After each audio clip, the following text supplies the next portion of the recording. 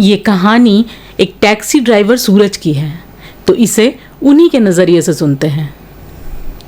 मैं उत्तर प्रदेश के देवरिया ज़िले का रहने वाला हूँ। हमारे गांव में खेती बाड़ी से घर का खर्च ठीक से नहीं चल पा रहा था, इसीलिए पैसे कमाने के लिए मैं मुंबई चला गया। मुंबई, जहाँ इंसान सपने लेकर जाता है और फिर उन्हीं सपनों के पीछे भागते भागते खुद को भूल जाता है। मैं रात में टैक्सी चलाया करता था। रात में किराया ज़्यादा मिलता था, इसलिए मेरी ज़िंदगी उल्टी हो गई थी।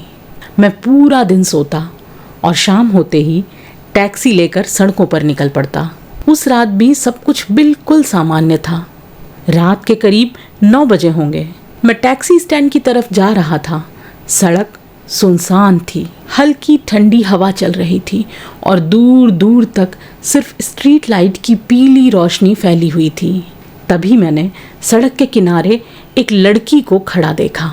दुबली पतली, लंबे बाल, साफ सुथरे अच्छे कपड़े और चेहरे पर एक अजीब सी उदासी। हम टैक्सी चलाने वालों के लिए हर इंसान बस एक सवारी होता है, इसलिए मैंने ज़्यादा ध्यान नहीं दिया और गाड़ी उसके पास रोक दी। वह धीरे से पीछे वाली सीट पर आकर बैठ गई। उसने बहुत धीमी आवाज़ में एक एड्रेस बताया जो करीब 10 किलोमीटर दूर था। दूरी लंबी थी, इसलिए किराया ज़्यादा होना था। मैं अंदर ही अंदर खुश हो गया। गाड़ी आगे बढ़ी, लेकिन कुछ देर बाद मुझे महसूस हुआ कि पीछे बैठी लड़की बिल्कुल चुप थी। इतनी चुप कि उसकी मौजूदगी भी अजीब लगने लगी। फिर अचानक मुझे ऐसा लगा जैसे कोई बहुत धीरे धीरे रो रहा हो। मैंने ध्यान लगाया। हाँ, वो रो रही थी। जोर जोर से नहीं, बस दबे हुए गले से, जैसे कोई अपना दर्द छुपाने की कोशिश कर रहा हो। बीच बीच में उसकी सिसकियों की हल्की आवाज़ टैक्सी में गूंज जाती। मैंने रियर व्यू मिरर में उसे देखा। 20-22 साल की बेहद खूबसूरत लड़की, लेकिन उसकी आंखों में ऐसा दर्द था जिसे देखकर दिल बेचैन हो जाए।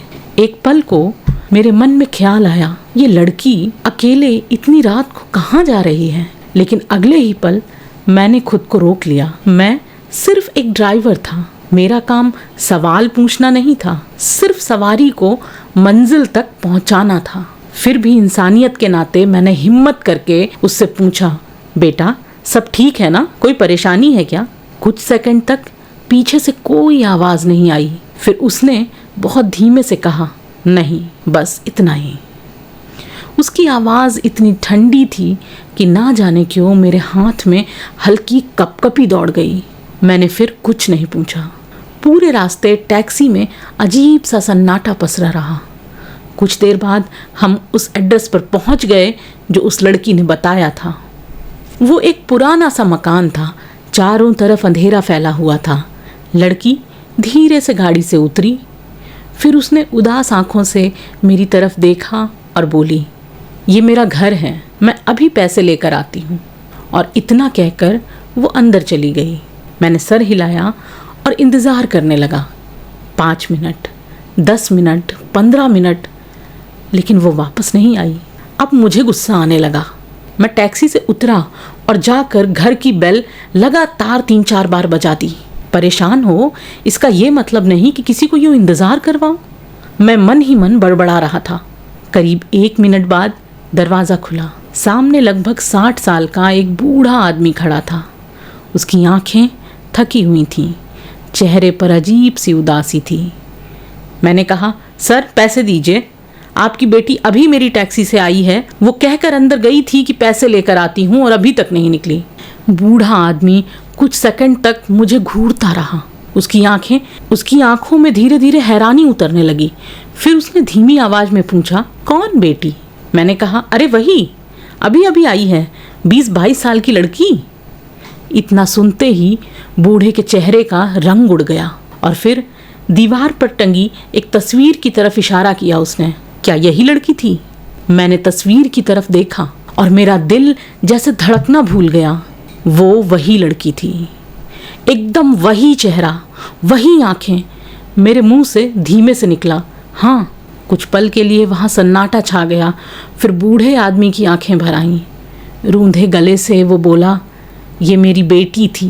12 साल पहले इसकी लाश कब्रिस्तान के पास वाले गार्डन में मिली। किसने मारा, क्यों मारा, आज तक पता नहीं चल पाया। मेरे पूरे शरीर में सिहरन दौड़ गई। बूढ़ा आदमी आगे बोला, लेकिन तुम पहले इंसान नहीं हो। कई टैक्सी ड्राइवर यहाँ आ चुके हैं, सब ने यही कहानी बताई। शायद वो कभी कभी अपने बूढ़े बाप को देखने वापस आ जाती है। मेरे पैरों तले जमीन खिसक गई। मेरे मुंह से एक शब्द नहीं निकला। मैं तुरंत मुड़ा और तेजी से अपनी टैक्सी की तरफ चलने लगा। उस वक्त मेरे दिमाग में सिर्फ एक बात घूम रही थी, क्या सच में मैंने किसी भूत को अपनी टैक्सी में बिठाया था, या फिर बाप बेटी मिलकर मेरे साथ कोई मजाक कर रहे हैं। मैं कांपते हाथों से अपनी गाड़ी में बैठा, इंजन स्टार्ट किया और जैसे ही गाड़ी आगे बढ़ाने लगा, अचानक न जाने क्यों पीछे वाली सीट पर मेरी नज़र चली गई। वहाँ कुछ रखा था। मैंने गाड़ी रोकी और धीरे से पीछे मुड़कर देखा तो सीट पर कुछ नोट पड़े थे, वही किराया जो उस लड़की को मुझे देना था। मेरे हाथ पैर सुन्न पड़ गए, क्योंकि मैंने साफ देखा था वो लड़की पैसे लेने के लिए घर के अंदर गई थी। तो फिर ये पैसे मेरी गाड़ी में कैसे आ गए? उस रात के बाद मैं कभी उस रास्ते पर टैक्सी लेकर नहीं गया और वो पैसे आज भी मेरे पास हैं, लेकिन उन्हें खर्च करने की हिम्मत आज तक मेरी नहीं हुई।